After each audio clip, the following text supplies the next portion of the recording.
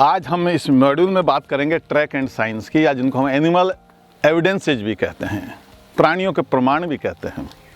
जब कभी हम जंगल में जाते हैं या कई बार सेंचुरी नेशनल पार्क में भी जाते हैं और अगर सही समय पर नहीं जा रहे हैं तो हमें कई बार कोई एनिमल दिखता ही नहीं है, क्योंकि एनिमल 24 घंटे सक्रिय नहीं रहते। जिस तरह मनुष्य भी 24 घंटे सक्रिय नहीं रहता, मनुष्य दिन में सक्रिय रहता है, रात को सो जाता है, तो इस तरह हमारे जगने का टाइम और सोने का टाइम फिक्स है। इसी तरह नेचर में भी प्राणियों के सक्रिय रहने और सक्रिय नहीं रहने के टाइम निश्चित हैं।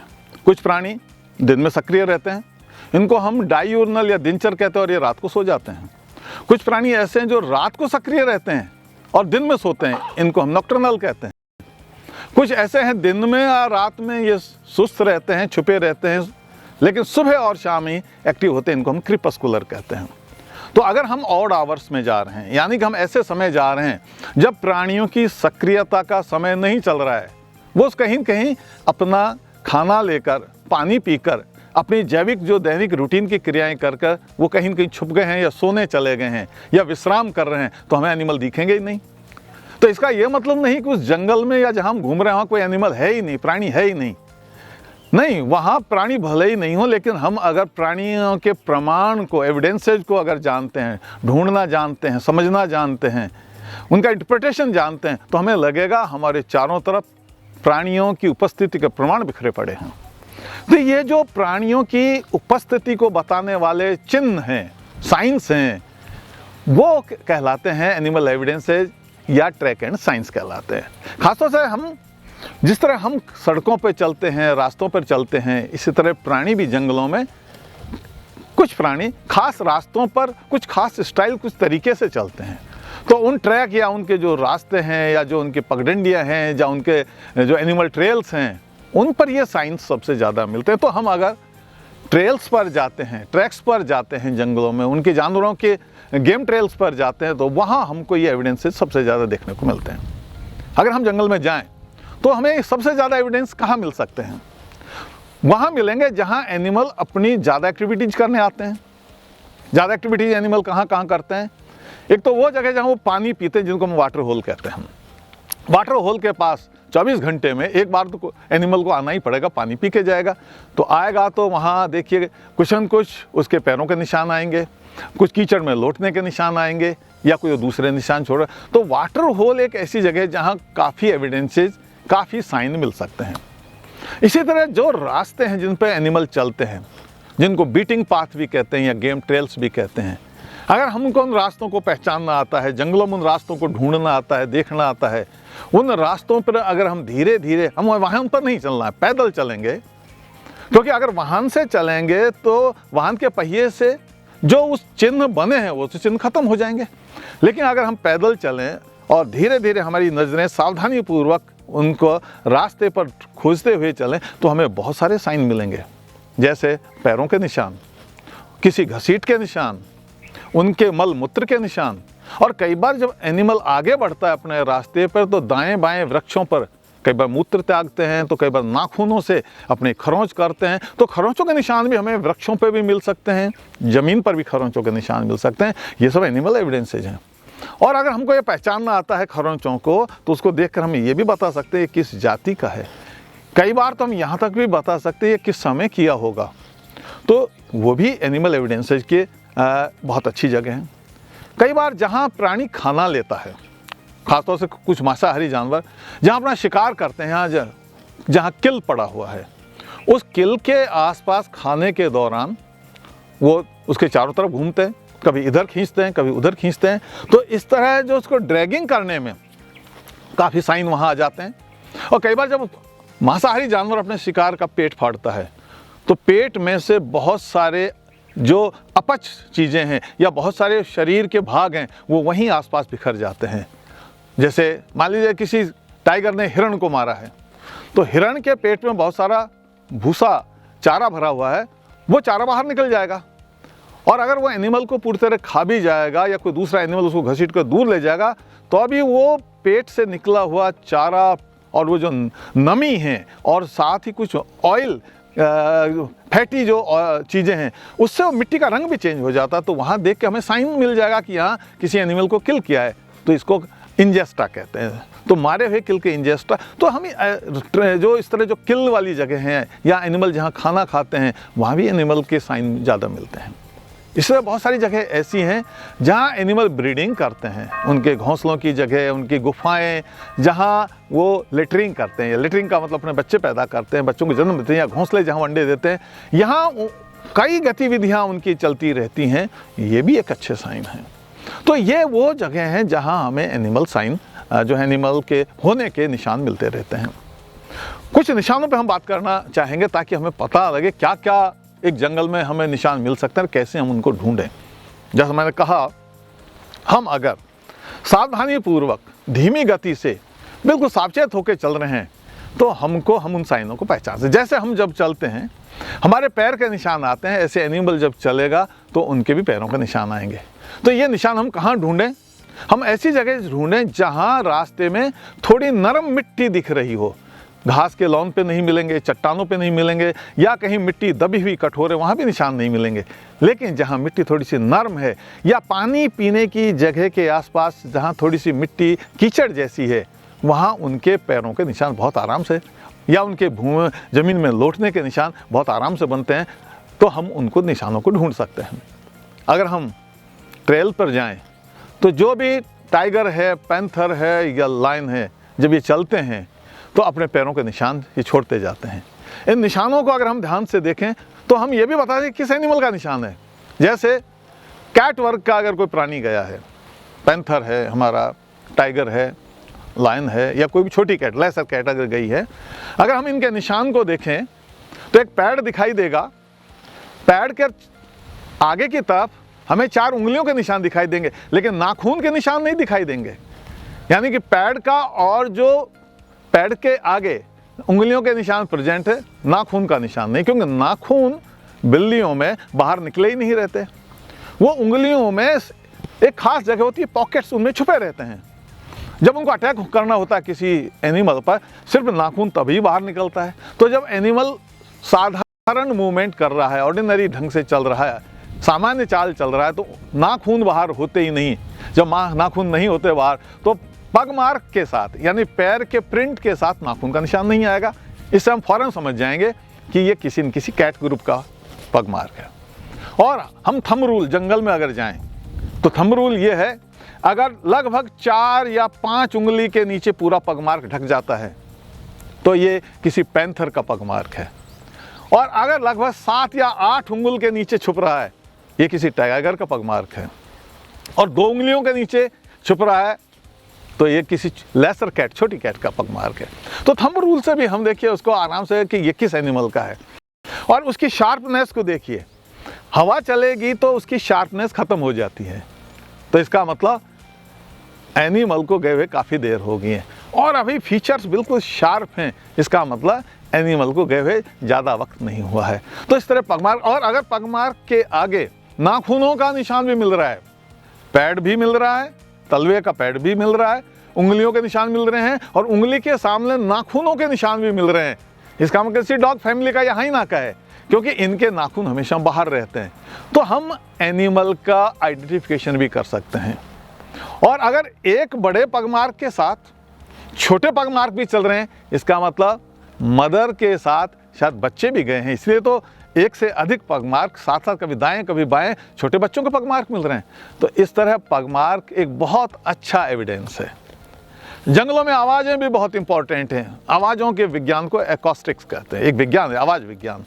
एनिमल नहीं दिख रहा, लेकिन छुपे हुए एनिमल की आवाज़ आ रही है, बोलने की आवाज़ है। आवाज़ भी कई तरह की होती है। एक सामान्य आवाज़ होती है, एक प्रजनन काल में मैटिंग कॉल होती है। अगर बच्चा घोंसले में है तो बच्चा अपनी माँ से भोजन लेने के लिए विशेष तरह की आवाज़ करता है, उसको बैगिंग कॉल कहते हैं। या कई बार कोई हिंसक जानवर, पैंथर, टाइगर आ रहा है, हिरण, लंगूर, नीलगाय, जब उस बड़े जानवर को देखते हैं तो डर के मारे ये बोलते हैं ताकि उनके और साथियों को भी सूचना मिल जाए, खतरा आ रहा है, सतर्क हो जाएं। उस समय जो आवाज़ निकलती है उसको अलार्म कॉल कहते हैं। अलार्म कॉल, लंगूर, बंदर भी अलार्म कॉल करते हैं। कई बार जो रेड वेटर लैपविंग, जिसको हम टिटोडी या टटहरी कहते हैं, ये भी अलार्म कॉल करती है। कई बार मोर भी अलार्म कॉल करता है, नीलगाय अलार्म कॉल करता है, चीतल, सांभर, ये सब अलार्म कॉल करते हैं। तो अलार्म कॉल्स करने के लिए शाकाहारी जानवर किधर मुंह करके सतर्क खड़ा हुआ है, उसका मुंह जिधर है, जिधर उसकी नजरें हैं, आपको उधर देखना चाहिए। इसका मतलब उधर सामने हिंसक जानवर को उन्होंने देख लिया है, उनके सामने की दिशा से हिंसक जानवर आ रहे, इसलिए तो उनका मुंह उधर है, इसलिए तो कान को बार बार उधर करके और वो आवाज़ को, हिंसक जानवर के आने के आवाज़ को पकड़ना चाहते हैं, आंख नज़रों को उधर गड़ाए हुए हैं। तो उधर अगर हम देखेंगे तो हमें आइडिया लग जाएगा कि अब हिंसक जानवर की पोजीशन क्या है। कुछ जानवर दिन में अलार्म कॉल देते हैं, कुछ रात को भी अलार्म कॉल देते हैं। लंगूर, बंदर जो रात को पेड़ों पे विश्राम कर रहे होते हैं, क्योंकि ये जानवर डायूर्नल है, दिन में सक्रिय रहते हैं, रात को ये सोते हैं। लेकिन रात को जैसे पैंथर का मूवमेंट होता है, टाइगर का मूवमेंट होता है, इनका जो नेता होता है जिसको अल्फा मेल कहते हैं, अल्फा मेल विशेष तरह की जोर की आवाज़ देता है और सारे जानवर उछल कूद शुरू कर देते हैं। घबराहट में उनमें बेचैनी शुरू होता है और वो भी बोलने लग जाते हैं। तो ये अलार्म कॉल जो है हमें ये बता देती है कि एनिमल किस डायरेक्शन में है, इस समय कौन सा जानवर आ रहा होगा।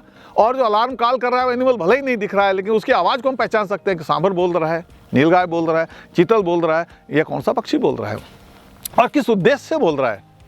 तो ये आवाज़ों के प्रयोग, ये एक बहुत अच्छा एविडेंसेज है जंगल में हमें एनिमल को ढूंढने की। इसलिए जंगल में अगर हमें इनकी लैट्रिन देखें तो जगह जगह इनकी लैट्रिन भी हमें जानवरों को, इनका जो मल है वो भी मिलता है। मल को देखकर भी हम पहचान सकते हैं कि ये किस एनिमल का मल है। सबके मल त्याग करने के तरीके अलग अलग हैं। तो अपने आप में मल विज्ञान का ज्ञान होना भी जंगल में वन्य प्राणियों को ढूंढने, पहचानने में बहुत मदद करता है। एक मॉड्यूल में हम पूरे मल विज्ञान पर बातचीत करेंगे, क्योंकि अपना आप एक बहुत बड़ा सब्जेक्ट है जो स्कैटोलॉजी जिसको कहते हैं। इसी तरह अगर आप जंगल में पेड़ पौधों को, रास्तों के किनारे किनारे चलते जो पेड़ पौधे खड़े हैं उनको ध्यान से देखें, उनकी जो बार्क है, छाल है, उस पर आपको कई तरह के निशान मिलेंगे। वो निशान मांसाहारी प्राणी के हो सकते हैं, वो निशान शाकाहारी प्राणियों के हो सकते हैं, उनके लगाने के उद्देश्य भी अलग अलग हैं। अगर टाइगर या पैंथर अगर चल रहा है अपने रास्ते पर, तो अपने टेरिटरी का, अपने भूप्रदेश का सीमांकन करने के लिए उस पर ही अपना यूरिन छिड़कते हुए चलते हैं, तो यूरिन की विशेष गंध वहाँ पर आएगी। दूसरा, अपने नाखूनों से भी ये उस पर निशान लगाते हैं। तो जब पैरों से निशान लगाएंगे उस समय नाखून इनके बाहर निकले आते हैं। जमीन पर चल रहे हैं तो नाखून का निशान पग मार्ग पे नहीं आएगा, लेकिन जब ये पेड़ पर निशान लगाते हैं तो नाखून बाहर आकर ही खरोंच के निशान लगाते हैं। ऊपर से नीचे की तरफ खरोंच का निशान आपको नजर आएंगे। तो चूंकि इनका अंगूठा हथेली से थोड़ा ऊपर होता है, लेकिन 4 उंगली सामने होती हैं, तो आमतौर पर 4 नाखून के निशान दिखाई देंगे, 4 खरोंच के निशान दिखाई देंगे। तो इन खरोंच के निशान बहुत गहरे, क्योंकि टाइगर पैंथर के जो नाखून हैं वो बहुत तेज होते हैं, तो पेड़ की छाल में बहुत गहरा निशान बनता है। तो बहुत गहरे निशान को देखकर हमें पता लग जाएगा कि ये टाइगर या पैंथर के हैं। और अगर भौंटा निशान, ब्लंट, किसी ब्लंट नाखून से निशान हुए, इसका मतलब ये भालू ने किए हैं, क्योंकि भालू का जो नाखून है वो भौंटे नहीं होते हैं, वो इतने पैने नहीं होते, वो ब्लंट भौंटे होते हैं। तो अगर उसके भी अगर भालू के देखें तो 4 की बजाय 5 निशान आएंगे, क्योंकि उसकी 5 उंगलियों में एक तरफ होती हैं और 5 निशान आएंगे। तो इस तरह निशानों को देखकर अगर भौंटे निशान, भौंटी चीज़ से बनाए गए, ब्लंट चीज़ से बनाए गए निशान दिख रहे हैं और 5 निशान एक साथ हैं, इसका मतलब भालू गया है। शार्प, तीखे, गहरे अगर खरोंच हैं और 4 दिखाई दे रहे हैं, इसका मतलब ये पैंथर टाइगर की हो सकती हैं। तो इनसे देख के, और जो पैंथर है ये अपने भोजन को ऊपर अटका देता है। नीचे शिकार मारा, इसके प्रतिद्वंदी इसका भोजन छीन नहीं लें, ये भोजन को मुंह में लेकर ऊपर लटका देता है। तो अगर कहीं कोई शिकार ऊपर लटकी हुई मिल रही है, इसको कहते हैं लार्डरिंग बिहेवियर, तो आप समझ लीजिए कि वहाँ पैंथर है उस इलाके में। और जब उस भोजन को लेकर ऊपर चढ़ेगा तो नाखूनों के निशान ऊपर तक आपको ट्री के स्टंप पर, वृक्ष के तने पर आपको ऊपर तक नजर आएंगे। तो ये एविडेंस है कि पैंथर है। और ऊपर कौन सा एनिमल लटका हुआ उसको देखकर हमें ये भी पता लग सकता है कौन सा एनिमल है। इस तरह जंगल में अगर हम जाएं, सबके घोंसले अलग अलग हैं। बया के घोंसले सपेरे की बीन जैसे हैं। अगर सपेरा के बीन जैसे घोंसले खजूर पर, बबूल पर लटके हुए मिलें तो हम कह सकते हैं कि यहाँ बया भी है। अगर बड़े तिनकों से मोटे मोटे बड़े घोंसले दिखाई दें, इसका मतलब ये किसी बाज ग्रुप के पक्षियों के घोंसले हैं। किसी छप्पर में या किसी थैचिंग वाले घर में अगर आपको फाइबर से बना हुआ घोंसला दिख रहा है, इसका मतलब स्पैरो का घोंसला है। किसी पेड़ में अगर आपको होल दिखाई दे रहा है, हो सकता है इसमें तोता हो रहा है, पैराकीट का कोई घोंसला हो सकता है उसमें वुडपेकर हो सकता है उसमें बारबैट का हो। तो इस तरह तो ये जो प्राइमरी नेस्टर हैं और सेकेंडरी नेस्टर, प्राइमरी नेस्टर वो होते हैं जो खुद का होल खोदते हैं, जैसे कि कठफोड़ी, वुडपेकर्स, ये प्राइमरी नेस्टर हैं। आपका बारबैट प्राइमरी नेस्टर है, लेकिन सेकेंडरी वो हैं जो खुद खोद नहीं सकते, दूसरों के बनाए हुए होल में रहते हैं, जैसे कि पैराकीट, तोते, ये इस तरह के, मैना। तो इस तरह अगर हम होल्स के आसपास थोड़ी दूर रहकर देखें और अगर ब्रीडिंग किसी पक्षी का चल रहा है तो हमें आता जाता पक्षी दिखाई दे सकता है, घोंसला बनाने के लिए कोई मटेरियल आता हुआ दिखाई दे सकता है।